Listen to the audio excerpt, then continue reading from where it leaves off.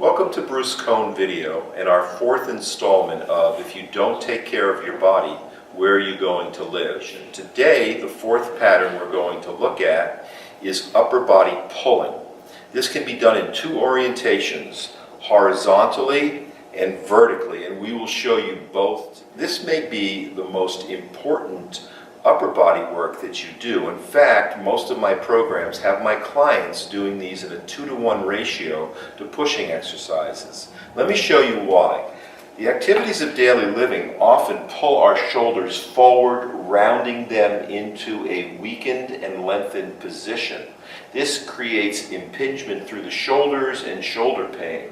Being able to pull the shoulder blades back, down and in, opens up the chest cavity, opens up the opening where all the nerves pass through to the brachial plexus. I'm going to start with the dumbbell in a one-arm dumbbell row. I'm going to position myself behind the bench, pressing my hips back in that hip hinge position we spoke of in the second video. Chest is up tall, the back is nice and strong. I'm going to hold the dumbbell in my hand, and then I'm going to pull it up alongside my rib cage and lower with control. Again, up and lower with control. When I finish 10 to 12 repetitions on one side, I will repeat on the other side. From here, we're going to move to the cross cables.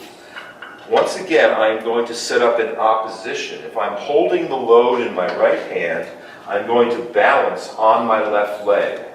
I'm using a neutral grip. I can change my grip. I'm in a split stance. My chest is up nice and tall, and I'm pulling in, bringing the hand alongside the rib cage, thinking of the shoulder blade moving down and in.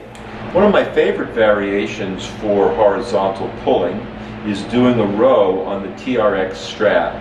If you follow on the camera, this will attaches all the way up. There's an anchor point up there. My relationship to the anchor point with my body can change the difficulty, increasing or decreasing it depending on how close to the anchor point I get. I'm going to hold on to the straps, I walk back, and then I walk down and under. This is one of the more difficult orientations. My head is back. Now I pull myself up, pause, and lower. Again, horizontal pulling. If that's too difficult, I can walk back, take some of the load off, and pull up. The other orientation for upper body pulling is from high to low, or a vertical pull. I'm going to use the cross cable again to do a close grip lat pull down. I'm going to use the stability ball instead of a bench because it will force me to get some core engagement. I'm nice and close. There's a slight lean back. I pull down to the top of my chest, pull shoulder blades down and in, and then extend all the way without letting the weight stack touch. These days I find myself favoring the straight arm pull down because of the more bang for the buck. Again, I'm going to get latissimus dorsi as I'm pulling down, keeping my arm straight.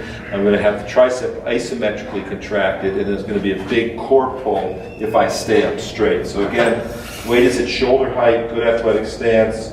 I pull the straight arm down to the thighs. Notice I'm pulling the shoulder blades down and in, and then controlling back up.